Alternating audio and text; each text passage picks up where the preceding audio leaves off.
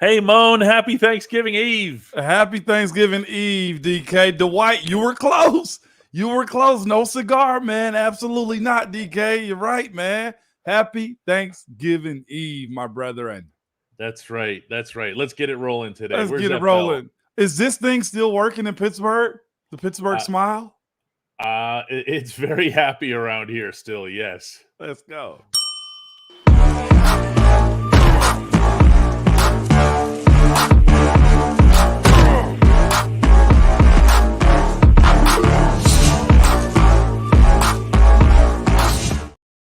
And today's the day that the Steelers locker room was open for the first time since the firing of Matt Canada. Players were asked about him. Players answered about him. There wasn't anything that was, what's the word I'm looking for here? Not classy or crass or anything like that. Disrespectful. Yeah. One thing that they said in unison here, and believe me, we're not about to do the little Ramon violin thing here for him. But the one thing that they said in unison that will always get respected in football circles is that he worked hard. Moan, am I right about that? Like, if you work hard, you're not going to have anybody looking down their nose at you. No, you can't. And that's not the case. Again, I think we talked about this, I feel like last week or a couple days ago, DK. Some guys are good, DK, behind the scenes. Some are better off being captains and lieutenants and not actually, like generals. And like they don't need to be platoon leaders and stuff. I hope I'm correct as far as my servicemen go, man. Some people don't need to be platoon leaders. Just be a good foot soldier, man. And I think that's what Matt Canada was in his time there, because to be a great leader, the communication, the delegation of responsibility, the power that you have has to be, distributed, has to be fair, and it has to be firm.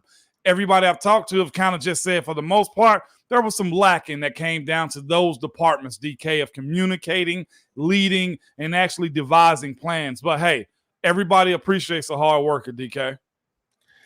At the Bob Schreiner house, today is the day that he's making bread for stuffing and pies. I wish you all could smell the Schreiner house right now. It actually sounds pretty good. I mean, he's got a head start going. You do, Bob. Way to go. Only thing you're wrong on is the fact that you said we would be on at 4:05. We're still ahead of schedule, Bob. Take that. Take that. I'm thankful for you guys, though, man. Appreciate you guys checking us out, man. Worldwide, we're hearing from people chiming in just for Thanksgiving. Oh, wow.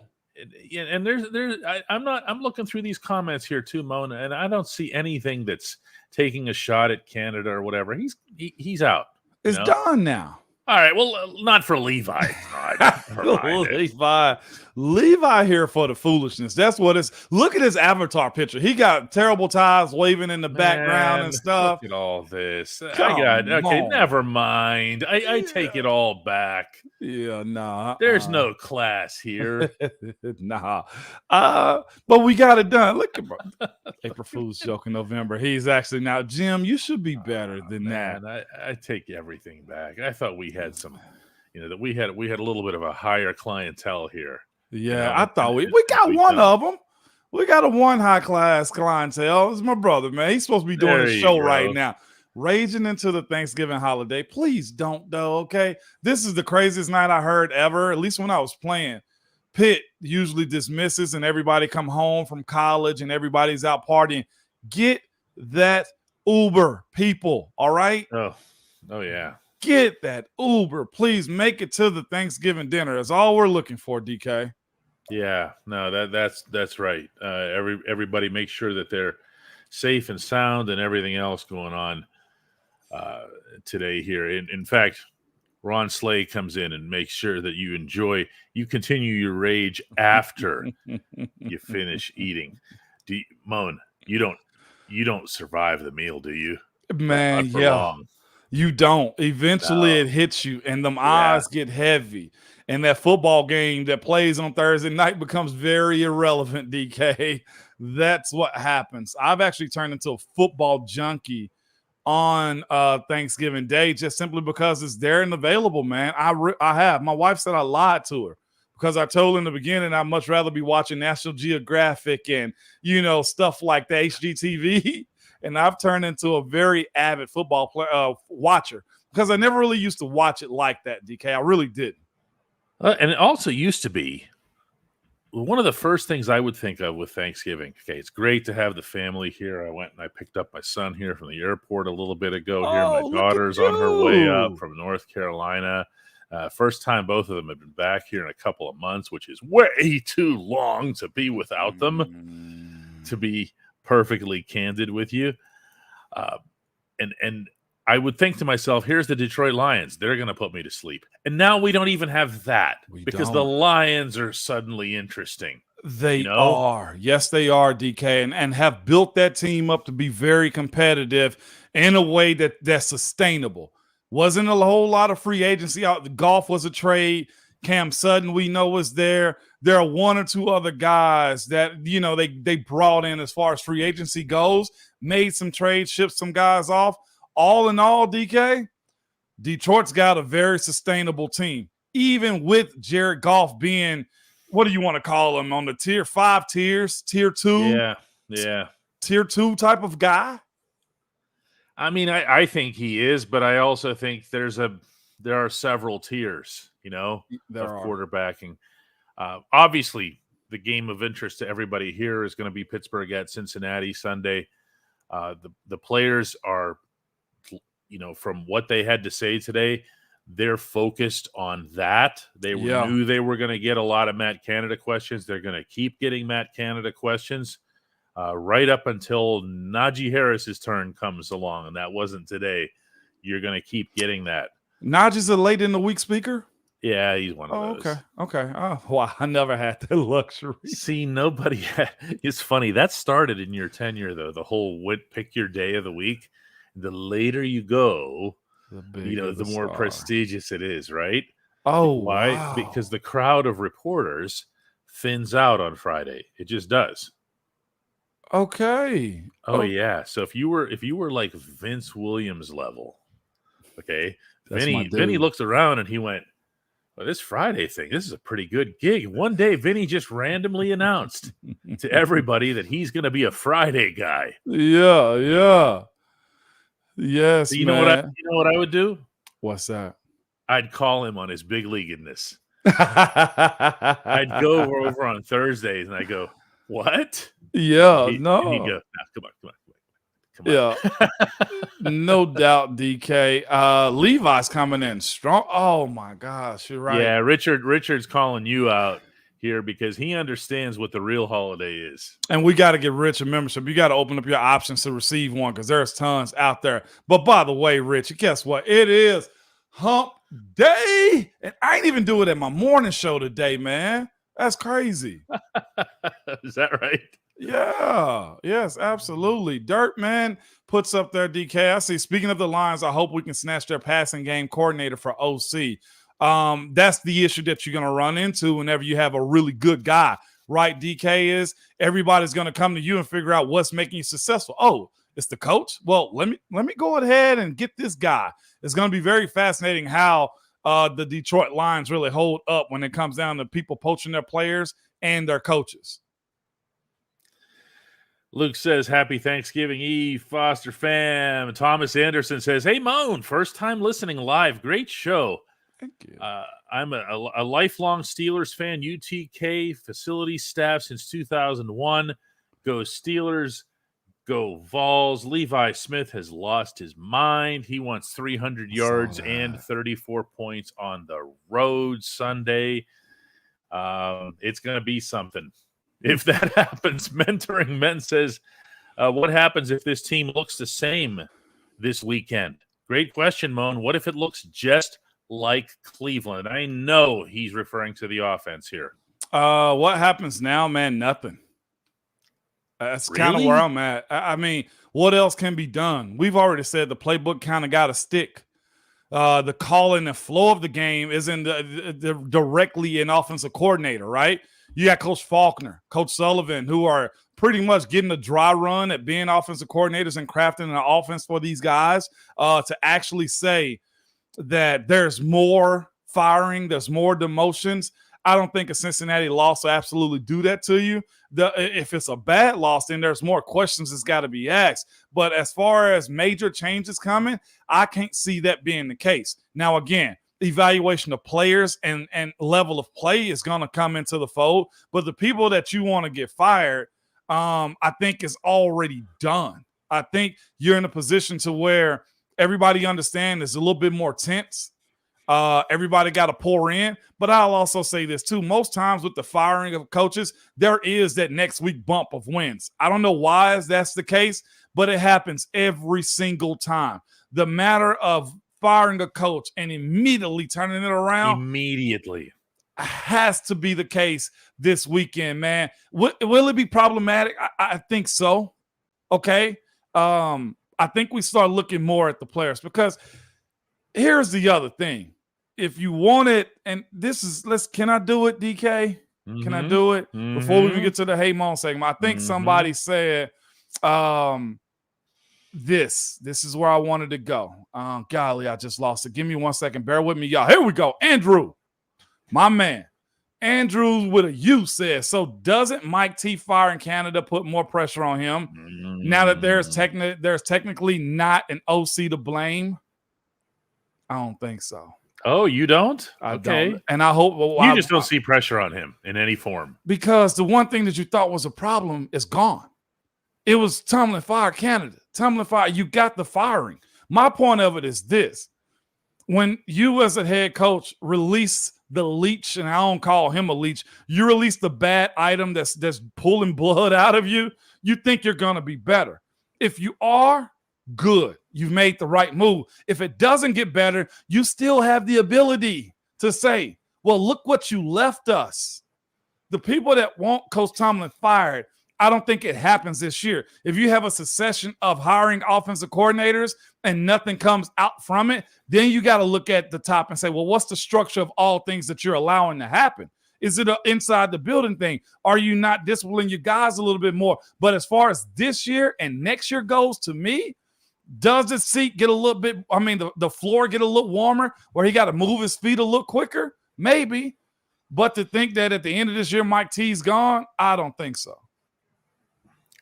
Lots of references here from the group today about whether or not you can make changes to the playbook. And it's something that we've talked about since the firing, Moan, but specifics within that. Ramel here says, I know we can't change the playbook. Can we change the wide receiver routes? Ramel, here's what I have to say to that. Two things. One was that last pass, okay, from Kenny Pickett that overshot Deontay Johnson by the width of Connecticut, okay? That's not okay. That's not okay to have that happen in November. Now, you want to change the routes some more when they don't even have these down clearly, and that might have been the thing that got Canada fired. Yeah. Okay? The coach not being able to fully instill his own program. Moan, you brought this up yesterday. Yeah, no, that's where it's at when it comes down to changing the playbook. The stuff is in. Like Kenny making the plays and the wide receivers being on the same page is a thing. I honestly will say this. I'll give Kenny some grace. Maybe Kenny read the wrong coverage, defensive coverage that Deontay read. Maybe Deontay thought he was pressing, or maybe he thought he was off and he stopped. Maybe Kenny looked at him and saw him pressing and thought he was going deep. Those are the things that have to happen. Like right now, I think we're looking at a holistic approach of them not understanding how to run this Matt Canada style of offense, DK. You can't just scrap it. Now, here's what you can do, and I've seen Ben do sometimes. I've seen him call Cadillac. We just had a play. Cadillac was one of our audibles. One-word plays that gave everybody their routes. Cadillac was 76 protection. Cars was. Not anymore. 76 protection. Okay, Cadillac, black Cadillac. That's 77. Brown Cadillac, 76. That's all we needed to know. Built into that one name Cadillac was the route tree. What Ben could do was this. Hey, instead of you running this, he give a signal. Instead of you doing this, he gives a signal that way. Or before they break the huddle, him and AB would be like, hey, they have communication. Y'all seen them tap the helmet, That's what you do. Protection stays the same. The ability to audible and switch plays is on the quarterback. That's where I will defend Matt Canada, DK. Get me? Too. This is wild. Yes. Yeah, I've never heard you talk like this. It's awesome. Rolex, Swatch, watches. Those were one-word routes, names, right? One-word plays. Watch, 5-step drop. From that, we're empty, right? Guys got to get out. And from there, that's why I continually have said, it's on Kenny learning the offense. It's on Kenny having the ability to call his shot and what he wants. DK, as fragile as Kenny, and this ain't all on blaming Kenny. I blame his quarterback coach. I blame the OC, and I put focus on him too. All of them. How much do we trust Kenny is the answer. And we never got that because Kenny's still not in a position to where he's telling guys, do this instead of that. Now, Ben was unique. He's not 7. But in that, this is over a time thing, DK. You know what I'm saying? This is over time, and he doesn't have that. He's already essentially lost 2 years. Think about where Kenny was, and think about what Trevor Lawrence was in that first year when he had Urban Meyer. Now look what Trevor Lawrence is in year 2 and 3. Kenny's nowhere near what Trevor Lawrence was in year 2. This is kind of like our Friday, so we're going to do kind of rapid fire. Yeah. We're going to be cutting the show a little bit short today, but we wanted to make sure that we got one in. So watch how this works. See, so Donald asks, hey, DK, all caps, will the Steelers start their search ahead of the offseason? No, not who they are. They're focused on the Bengals, and that goes all the way up institutionally. They're focused on finding help. You know where it starts? At the combine, where they can meet with coaches in person, talk to agents. Combine is where business get done. Or now maybe Senior Bowl the week before. Yeah, I think it might be even earlier, Moan. I could see it in terms of January, whenever you start seeing the coordinators come available, the ones who make it to the playoffs, the ones who shine in the playoffs. Their stars go like this. Yeah. And it's a good time of year to be looking at those guys if you're aggressive and you're open-minded. Ryan Lytle says Kenny's known to be a pretty decent mobile quarterback. Do you think they're going to ask Kenny to run a little bit more, Moan? He did a couple of times in Cleveland. You do, but you got to be safe. Kenny's ability to have instinct is what you're talking about, Ryan. Like Kenny running the ball is about his instinct. And now ask yourself this too. Telling Kenny to run the ball, like designated runs, drop back, quarterback draw. I don't think he's Lamar Jackson.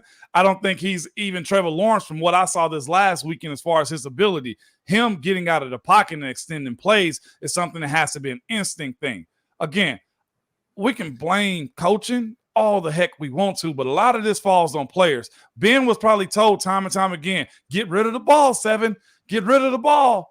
But the playmaking ability of his and his instinct allowed him to shrug guys off of him and still be able to look down the field and make those big open plays. Like we're talking about the differences in what guys are capable of doing. The same way I know a lot of people have brought up watching watching Josh Dobbs create, be elusive. Russell Wilson, right? That's instinct. Those aren't called plays. They can't be. He wouldn't know them. 2 years drained. There's something to be said for that, though. There's something to be said for just going out there and literally playing playground football at the NFL level.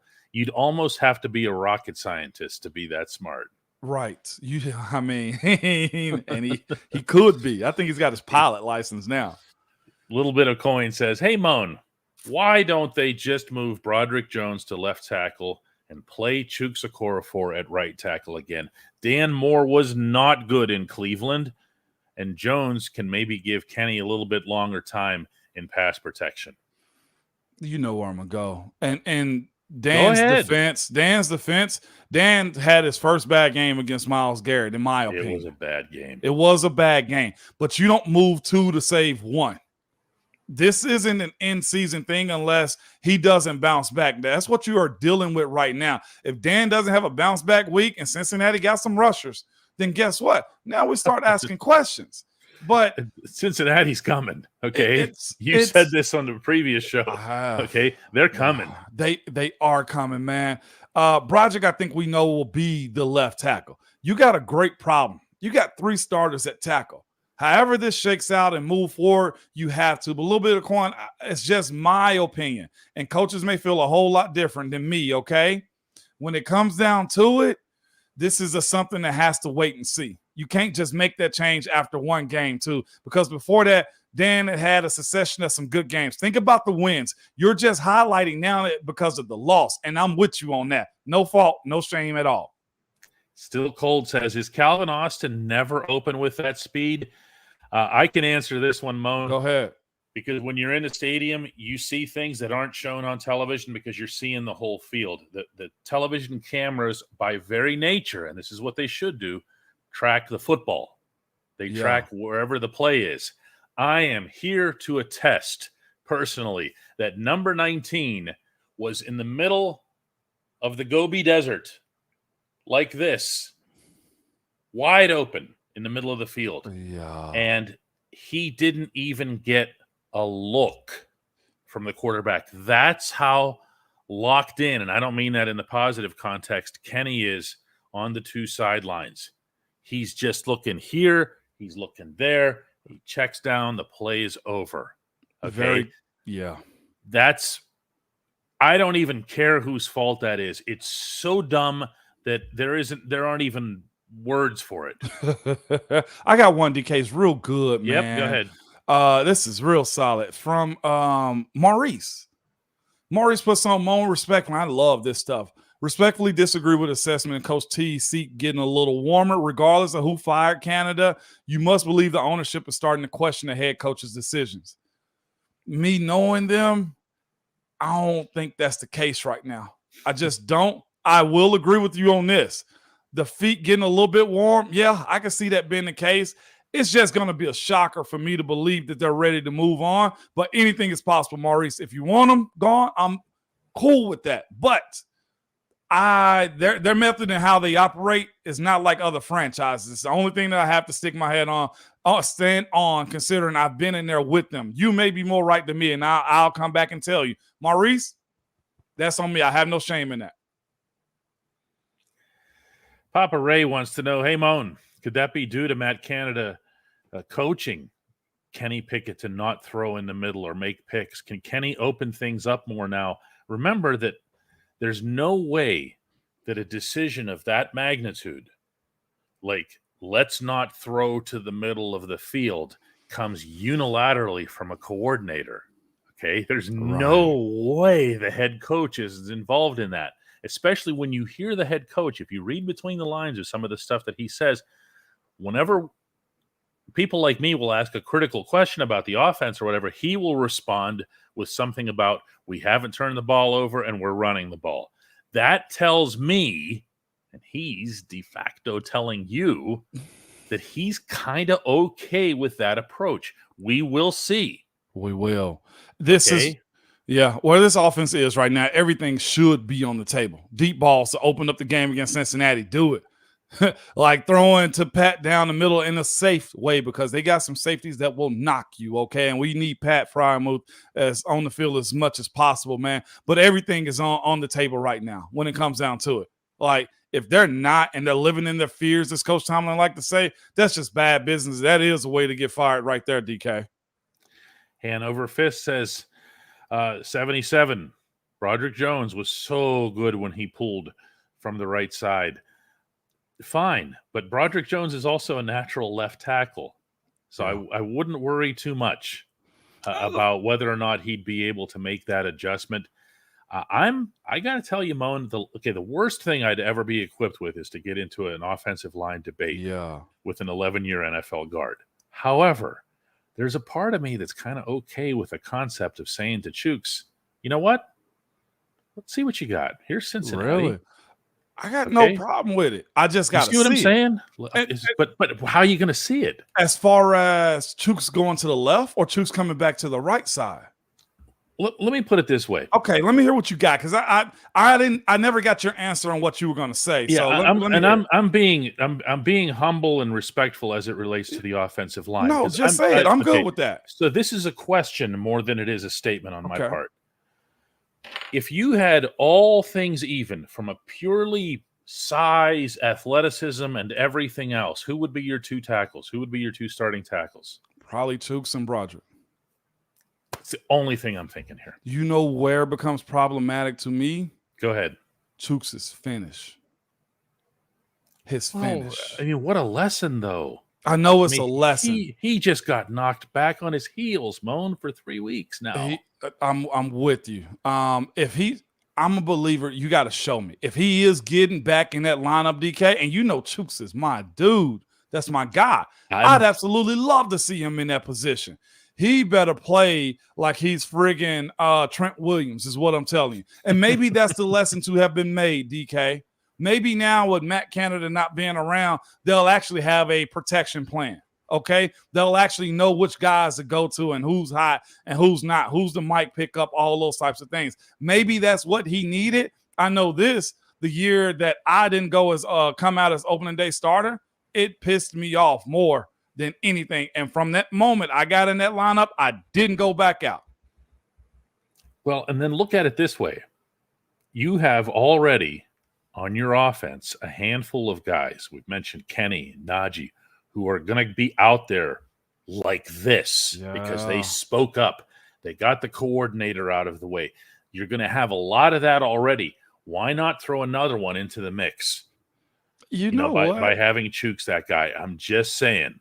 You know what, man? DK, you usually don't say stuff like this without having something. And I got No, I swear I don't. You don't this time? No. Okay, I was just wondering, DK. No. If you think I'm tipping practices or something, I'm not. Well, I thought you had a little bit more. That's all. I'm okay with that. I like the concept. The best 5 athletes to me would be and this is gonna blow your mind a little bit more too. And I know he can because he's only played tackle all his life, but I'd love to see, if possible, Dan more move inside to guard if tackle ain't his thing. Left tackle specifically. Okay, now we're talking off season. Now we're talking big body stuff right there. Give me some dogs, DK. Yeah, Brian says they wanted continuity with the same crap offense. Put Kenny in the organization back a year or two. Yeah, you know what, Brian? They got to play the Bengals on Sunday. They do. Okay, I do reach the point when you get to, Wednesday and you go and you still want to talk about big picture issues. No way, man. They're playing in Cincinnati. Yeah, they are. Saturday here. Hey guys, when we come back, we're going to get to the only segment that matters, and that's Hey Moan, DK. At DK Pittsburgh Sports, we take pride in coverage that connects our city's fans to their favorite teams. Now, that connection's stronger than ever. Introducing our all-new state-of-the-art app. Find expert inside reporting and original podcasts. Check live box scores. Track the latest stats. Chat it up with our community of thousands of fans, all in one place. The new app from DK Pittsburgh Sports. Coverage that connects.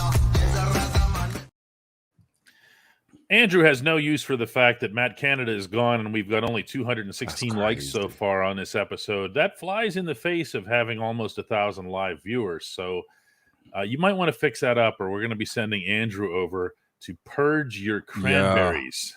Haas says that we now have 2,061 members. We blew through the 2023 goal before December when we said we were hoping to get there. That's amazing, but I'm going to keep repeating this in parentheses because you're going to see that number fall at one point. You're going to go, what the heck happened? If the gifts are out there, you got to claim them. Okay, Those of you who are in here right now, you've seen a few of you today, maybe new this week. Just go ahead in there. Make sure you hit accept gifts in the super chat on YouTube. A lot of talk about Kenny's swag or lack thereof. John says, where's the Kenny from the second half of last season? What's different? Somebody else mentioned that time when Kenny got into the D lineman's face from the other team. Yeah. Okay, and gave him that big smile. Where is that? Where is that, Moan? And his soul, DK, right now is hidden.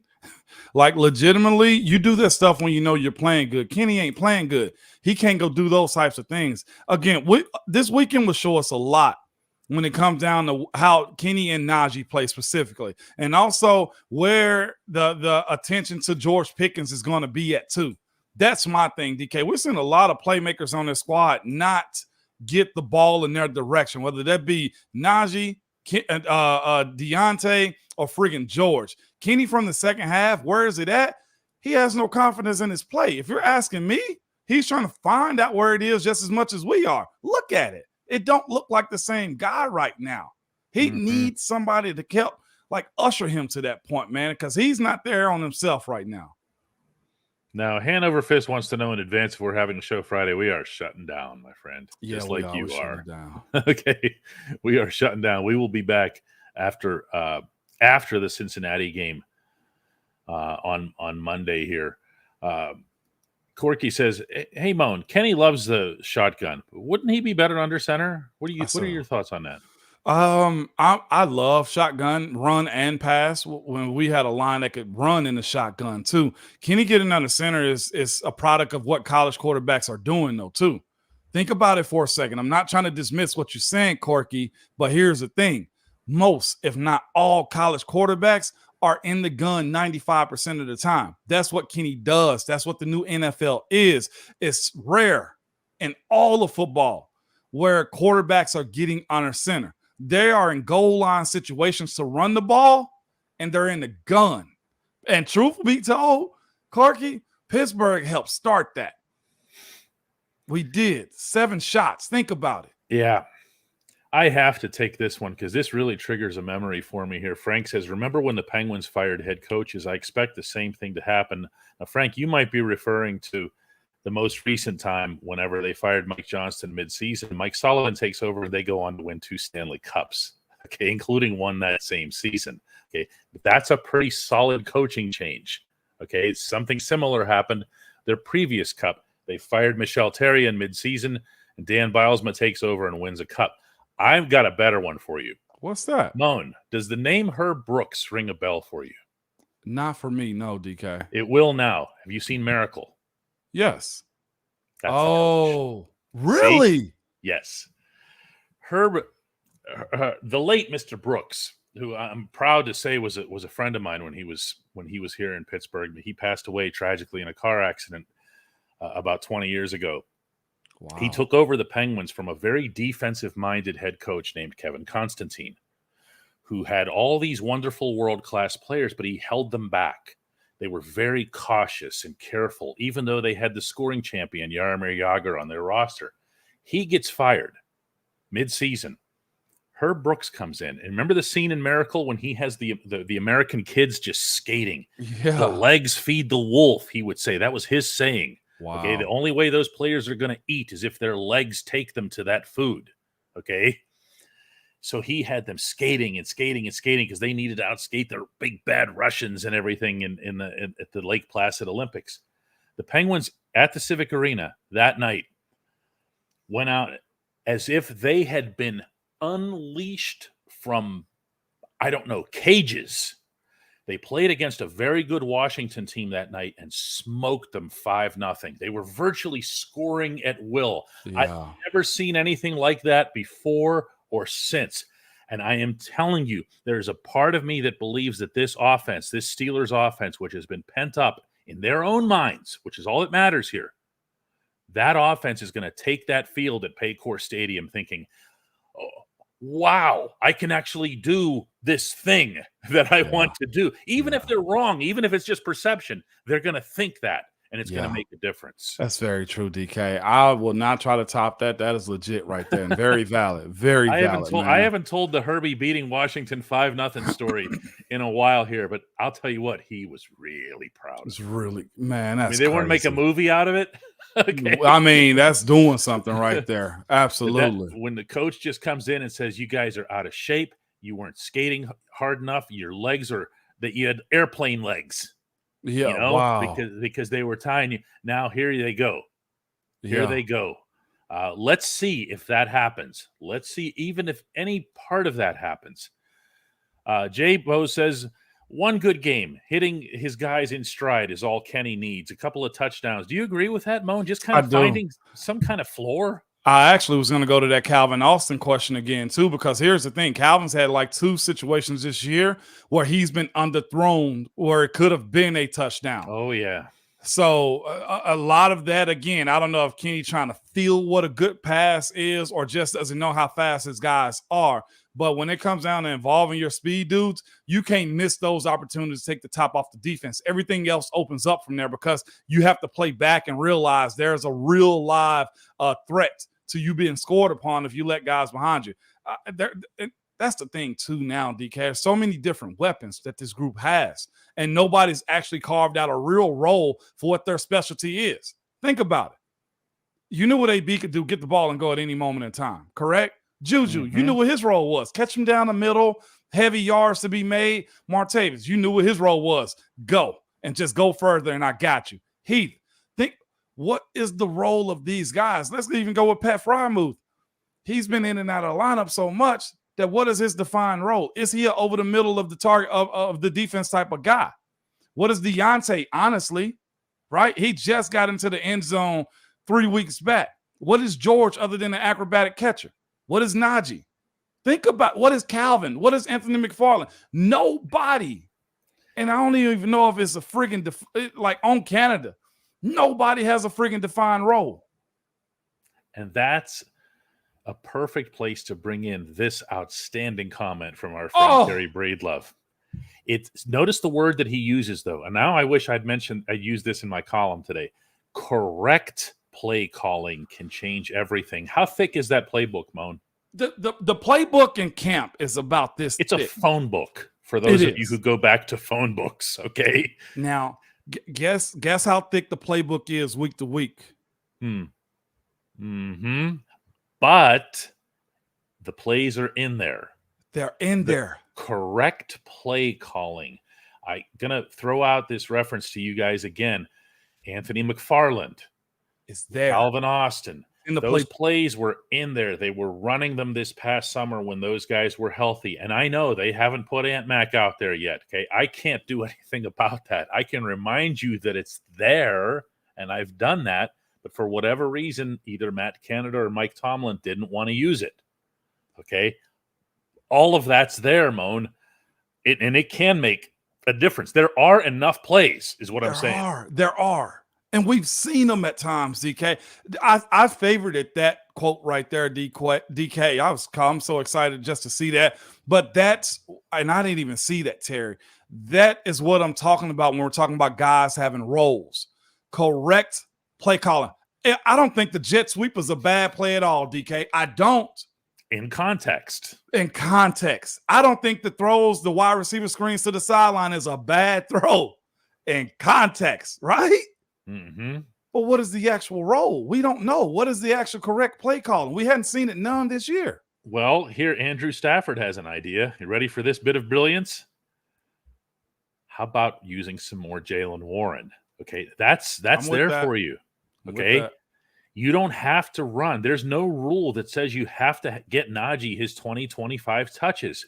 Okay, if they're not what you can be getting from Jaylen, and of course Andrew also mentions McFarland and CA3 getting involved as well, you could be talking about a really dynamic run offense that sets the stage for some good pass blocking and not all these third and longs and everything else here. Some of that just is choices. It's just choices of existing plays.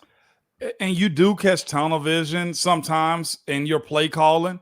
And that's where having communication with your coaches has to be a thing. Hey, coach, go back to this play. Hey, coach, we should go here next. Like, those are the things from my understanding that wasn't as good of communicating. Like, either you're that good to where your call sheet, you know what the heck you're doing, or be good enough to have suggestions from your other coaches, DK.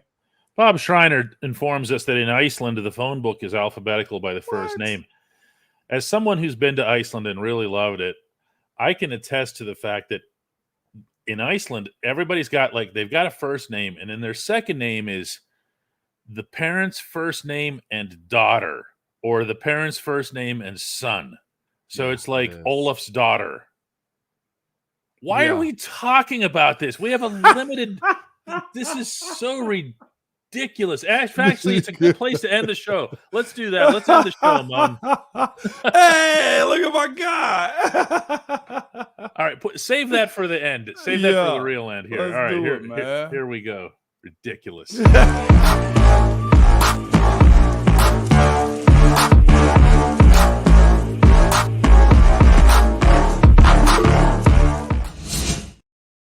See, now we've got Bob going through the Iceland phone book. Useless knowledge comes in and tells us that Matt Canada's playbook probably looks like a 2-year-old, one sentence, a lot of pictures, crayons, and so forth. Probably. We have some business to take care of here, Moan. We've been kind of ignoring the contributions as they've come in. Frank has one here. Floyd is a new member. Papa Ray says happy Thanksgiving to the entire Foster family. The Pep wants to know what's the difference between coordinator and play caller. We're about to find out. The coordinator sets the tone. He sets the game plan in this particular scheme. Right, Moan? Yeah, he does. And he's usually the play caller. Also, we got some play callers right now when it comes down to the expectation of Coach Sullivan and Coach Faulkner. Definitely. David comes in and asks, hey, Moan, how do you lift up a teammate or a position room that's costing you W's and affecting your bonuses for stats? What's the best way to air out those frustrations while still being a good teammate? Challenging them in practice. Maybe if they're lacking or taking a day off, hey, man, you ain't practicing today? Hey, dog, me and you one-on-one today. Like, it's those types of moments of where you do it in practice. Oh, hell yeah, DK. Hey, you need a little bit extra work. Or coaches, I've seen them sick guys after other dudes. Hey, today his day. We gonna need him, and he got to show up. Give him that work. That happens in practice, man. It ain't. And we talked about it with Matt Canada. It's not one of those situations to where you feel disrespected. No, if I'm going at you, you need to understand there's a why to it. So practice is where you do those types of things, man. And there's never any egos of the stuff like that if you're right-minded. Related note, Jacob asks who's going to coach the running backs now. That's easy. It's Coach going Faulkner. To be Eddie Faulkner. Yeah. Mike Tomlin did acknowledge that much. Yeah. So that's just how that's going to be here. Swan says something nice about our coverage in general and our channel. That's really appreciated. Everybody that's on our channel would appreciate that. Donnan comes in with a gift as well. To you guys, happy Thanksgiving. Happy Thanksgiving. It's a great holiday, especially for a football fan. You can mix a holiday and family and everything else and still act like a solid member of the family while watching football. That's all by itself unique. It is, DK, man. And shout out to Cat Manager. Never change up, baby. You're forever Cat Manager. You hear me? He says, I want everyone to say one thing they're grateful for. I'm grateful for in this chat who makes it a community. That is 100% correct. We are a community now, man. Yeah, that is accurate. And Moan, let's pretend it's Friday here because the message that you give us on Friday every week is something that really applies on this particular holiday, isn't it? Yes, it is, man. I want to give it back to Terry. Hopefully we see this on Sunday, but as we go into this weekend, call somebody, buy somebody a random drink, hug somebody. Random conversation. I was just going to throw in the hug. Hug somebody, man. I picked up my son at the airport today. That's not a handshake. Don't it? That's bring it in. Me and you hugged when I saw bones. You. Yes. Yeah. Let's break some bones, Call somebody you ain't talked to in a while, man. Forgive somebody. But all in all, take that Uber if y'all gonna drink that eggnog too early or them other spirits or something else in Pittsburgh and make it back to us on Monday so we can have a good time. Good people. Happy holidays, man. Jay Freeman, appreciate you. And don't forget the ultimate message of this particular holiday weekend on this totally non-sentimental note is that correct play calling can change everything. Terry Breedlove wins the holiday. We'll see everybody. 2024, Terry, baby. That's right. That's right. We'll see everybody on Monday. See y'all. Take care.